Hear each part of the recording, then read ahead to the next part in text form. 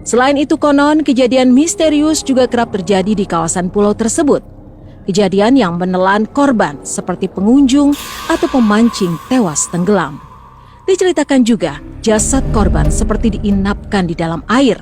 Karena menurut cerita, setiap korban akan ditemukan keesokan harinya di tempat yang sama, tempat korban tenggelam.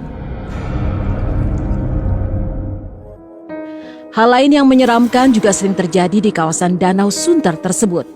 Menurut cerita, pulau kecil itu sering digunakan menjadi tempat pembuangan mayat korban pembunuhan dan korban kecelakaan maut angkutan umum.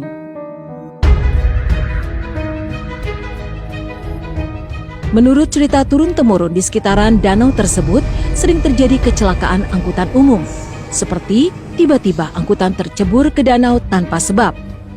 Selain itu, beberapa warga yang berkunjung ke area Danau Sunter kerap terjadi kesurupan.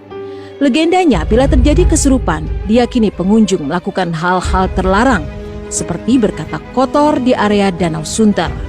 Konon legendanya, warga lokal di masa lalu meyakini bila berkunjung ke Danau Sunter harus menjaga sikap, tidak boleh sembarangan.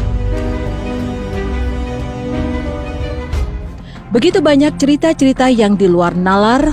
Menurut warga zaman dahulu, sejumlah orang-orang sering mengalami kejadian aneh ketika berenang di danau tersebut. Tiba-tiba merasa menginjak makhluk aneh yang terasa licin, hingga menampakkan tubuhnya sampai ke permukaan.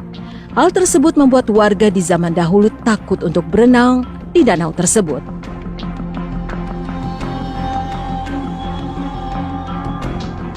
Cerita lain juga mengatakan zaman dahulu kerap muncul ular besar yang mencapai 4 meter dari dalam danau. Tidak hanya itu, pada malam hari aroma-aroma dupa sering tercium dari area Danau Sunter. Menurut cerita yang berkembang, terkadang ditemukan juga sesajian di dekat pulau kecil seperti pisang, apel, dan semangka dibelah dua dan diletakkan di tengah-tengah pulau layaknya sesajian.